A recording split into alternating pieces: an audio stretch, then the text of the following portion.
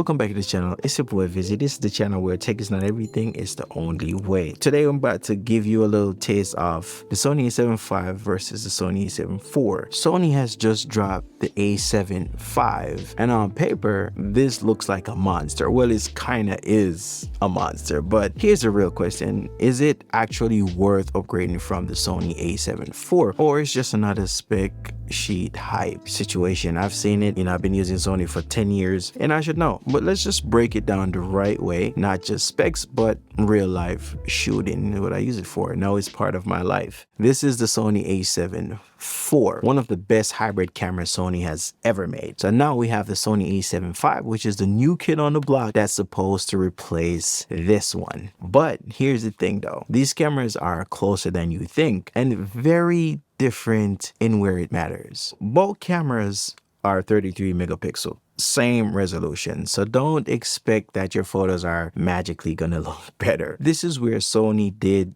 something different. For the A7V has a partially stacked sensor. For the A7IV has a regular sensor. What does that mean to you? With this partially stacked sensor, you get a faster readout speed, you have way less rolling shutter, and you have better performance when it comes to motion. The A7V can shoot 30 frames per second blackout free with electronic shutter. As for the Sony A7IV, it has 10 frames per second max. That's in mechanical shutter. Coming from me, electronic shutter is useless when it comes to this camera, so don't even bother. And that's real talk. If you're shooting anything that moves, kids, weddings, sports, events, this alone is a big deal. So this is where Sony gets a little spicy. The A7IV has 4K 60 with crop. As for the A7V, it has 4K 60 no crop. You have to turn it on. It's called 4K, I think, angular view or something like that. Apparently what Sony said is that when you by turning this on,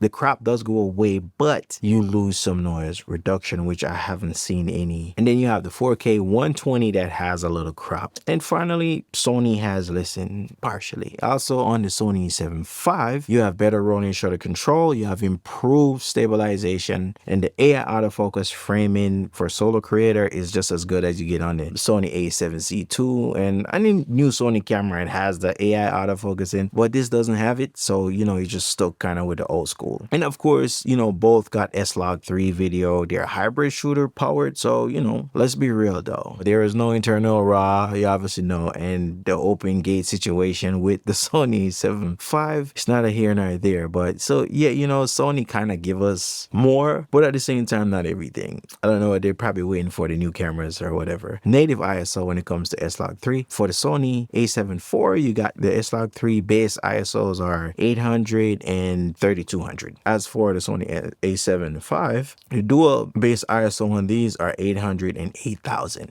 And that means in low light, this camera is a different beast. It's coming close to my FX3. What this means, you get little to no noise at high ISO. You get more flexibility shooting weddings, events, and sports like that. And as a hybrid shooter, that 8000 base ISO, it hits different. But this is where Sony A7V starting to flex on the A7IV. The new features like the pre-capture captures moment before you press the shutter, stuff like that. Future sight, you get the AI autofocus that's also in the A7R5, and pretty much my A7C has it. So any new Sony camera that you buy now, you're gonna have that. So you just get better tracking. With the Sony A7V, you get better auto white balance. That means JPEGs are just cleaner. I barely have to adjust any color in post-processing. I literally just send pictures from my A7V right to my phone using the Creators app. Once you're balanced with the image, it's clean. You're getting clean 2 megabyte photos clean. Not only the white balance, but you also get improved EVF experience. Even though they're the same 3.69 billion dot OLED panel, because of the partially stacked sensor, you are getting way better experience with the EVF on the A7V. And another thing that I've been experiencing with the A7V, you just get longer battery life. It's just more efficient. And I think this is basically, again, based on processor Bion's XR2, I think that's what the processor is, and the partially stacked sensor. This camera actually feels a lot smarter. It's like when it comes to the 5, it's like it's helping you to think. Once you got the autofocus going, you won't miss a shot. That's what I like about the AI autofocus. Since I've been using it in the Sony A7C, like, no, I can't do without it. I want it. You know, I have to talk about some low-key disappointing thing that's going on here. So both cameras use 2 cards. In one slot, you got CF Express Type A, and in the second slot, you have UHS 2 SD slot. And this is where I have to say, like, Sony, come on. But even though the speed that this camera offer, once you put UHS 2 card with the CF Express card, you're not getting the speed that you will get with just the CF Express card. So it's kind of pointless having the CF Express. Just give me 2 UHS then and forget about the CF Express, because the CF Express gives you faster speed while you give me 1. And if I use a UHS 2 card, it's gonna default the speed back to the UHS. It's just one step forward, one step backward, especially when you shoot simultaneously to 2 cards. That when it comes to that part, there's no upgrade. It still remains the same, just like the Sony A7IV. So let's talk real life. The Sony A7IV, it's reliable. It does everything that you need. Way more affordable than the Sony A7V. As for the Sony A7V, I'd say it's a lot faster. It's smarter. It's better in low light. It's more future proof. When it comes to cons of the Sony A7V, it's more expensive. You don't get internal RAW videos. It's a slight learning curve with all the new features. You got to learn that. When it comes to the Sony A7IV, the cons on that, you have rolling shutter. It's very noticeable. You get 10 frames per second. You know, it feels very slow now since we have the new boy. You get that crop on 4K 60. You don't have the pre-capture. The question that a lot of you thinking now, who should buy what? So get the Sony A7IV if you're on a budget. You shoot mostly photos. You know, you want value for your money, and you don't really need speed. Kind of hypocritical coming from me.